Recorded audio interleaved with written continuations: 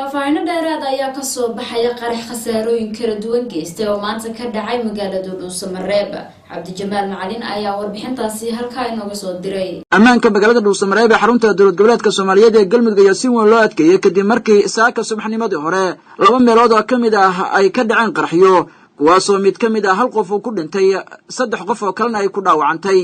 waxaana guud ahaan inta kadib la dhigay wadooyinka ciidamada ammaanka waxayna bilaabeen baaritaano kala duwan ay uga gol leeyihiin si ammaanka loo xaqiijin lahaa iyadoo bulshada lagu wargeliyay inay la shaqeeyaan ciidamada kuna soo wargeliyaan cid kasta ay u fahmaan inay qalqal ammaanka gelinayso. guud ahaan wadooyinka soo gala caasimada iyo kuwa ka baxa ayaa lagu arkayaa ciidamada oo gaaf wareeg sameynaya waxaana gaadiidka ciidamadu ay ahaayeen kuwa si weyn loogu arkay wadooyin dhowr ah oo soo gala caasimada.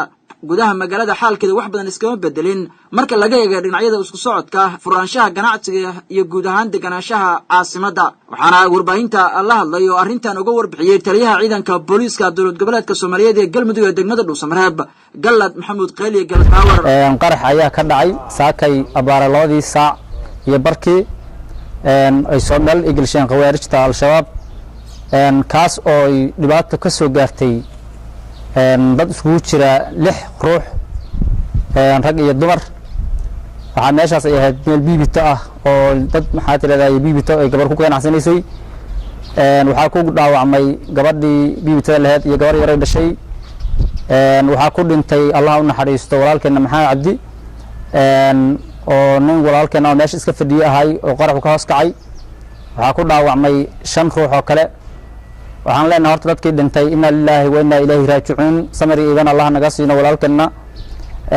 waxaan kaloo leenahay dadkii Facebook-yada soo dhigay oo yiraaday waa ninkii isqarxiyo ismiidaaminta ahay waxaan adduunka u sheegaynaa inuusan ahayn ninkii ismiidaamiyay nin walaalaha meesha iska fadhiyo ahay. dadkana waxaan u sheegaynaa Facebook-ga dhigay inay ka tiraan Facebook-ga ay dhigeen way ka bixiyaan. qaraxu wuxuu ahay nooca dhulka la dhigo oo laga hago hormuudka. waxaa meeshaas marka meel biibitahay ahayd dadka marka waxaan u sheegaynaa walaalaheena ah inay maxaa tiray Facebook ka baxshaan ninkaas walaalkeena meesha ku dhintay. qaraxu wuxuu ahay qarax dhulka la dhigay oo habeenimo meesha la soo gelshay subaxii waagi markuu bariyay dadkiisa u soo horeeyo fariisana ayuu la kaca.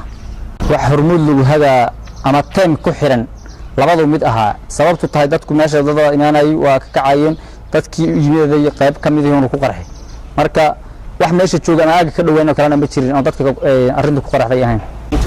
dadkaas waxay ahaayeen dad shacab intooda badan nin xildhibaan oo meesha marayay na dhaawac yar oo firir ka soo gaaray isaguna alxamdulillah uu fiican yahay. wax dhaawac oo culus ma jiraan ba qof kasta lugeedu ku socotaa. ninkaas qadartu ku timid ayaana ku dhintay qof walbana waa dhimanaysaa. horta magaalada howlgallo waxaa ka socda ballaaran oo ammaanka lagu sugayo horeyna waa u jiray waxaad ogtahay waxaa ka socda qabaqaabadii dib u heshiisiinta deegaanada iyo maxaa tirada doorashooyinkii loo diyaar garoobayay.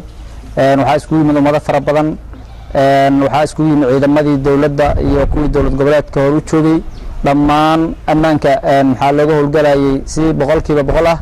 saas daraadeed marka amniga magaalada uu sugan yahay waxaana waa dad argagixisa waxyaabo ay la soo qariyeen way. xilliga heeganka sare la geliyay ciidamada ammaanka ee ka howlgaliyay magaalada Dhuusamareeb ee xarunta dowlad goboleedka Soomaaliyeed ee Galmudug waxay ku soo beegmaysaa waqti ra'iisul wasaaraha xukuumadda federaalka Xasan Cali Khayre iyo wafdigu hogaaminayay oo isugu jiray wasiiro iyo xildhibaano ay wali ku sugan yihiin caasimada oo ka shaqeynaya ra'iisul wasaaruhu si loo helay maamul mida oo Galmudug ay wada leedahay. Cabdi Jamaal Macalin Ahmed Kalsan TV Dhuusamareeb.